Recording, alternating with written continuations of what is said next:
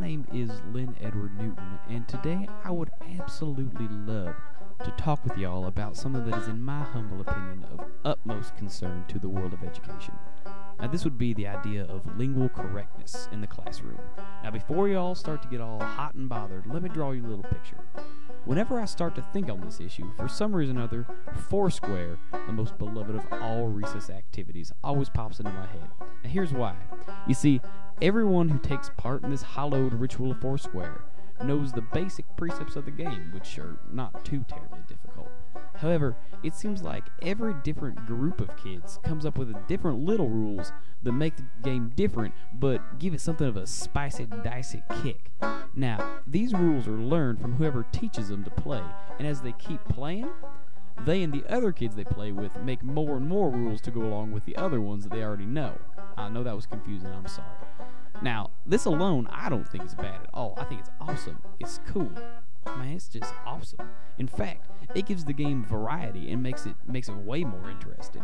But the problem is, though, that a lot of times when lots of kids from different playing backgrounds get together, everyone knows how to play completely different, which also isn't necessarily bad. But what ends up happening is that the kid who, through luck or either luck or skill, gets to the king square, he gets to name all the rules, and everyone has to follow those rules, no questions asked. In fact, it's kind of like he becomes a little Machiavelli. And it gets really frustrating when our little Machiavelli here starts naming a bunch of other rules that some kids have never heard of before, and then expects them to play by them. Because these kids have never played those rules, they're automatically at a disadvantage to everyone else, no matter how good they are. Because of this, they never really are able to get to the king square and play on their own terms. And it seems like in language education, what we call acceptable standard academic English is that kid who makes up all the rules and expects every person to follow them, even if no one ever told them they had to.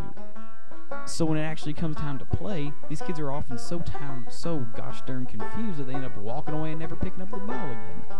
Now, I'm not at all trying to say that acceptable standard academic English is a terrible, not good, a horrible, awful thing. All I'm trying to get across is that while it is a good and necessary in some and many situations, it should not have a dictatorship over all other ways of speaking and writing the English language. When we teach it as the end-all be-all, we only end up marginalizing and stigmatizing a whole lot of our students. And if you look in literature, there are countless examples of amazing books and magazines and writings that have been written far outside the realms of standard academic English.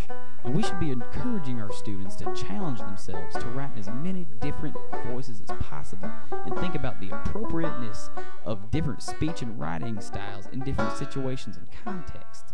Maybe then everyone would have a better chance of having a little more fun and maybe even learning something while they're playing our little games in the classroom.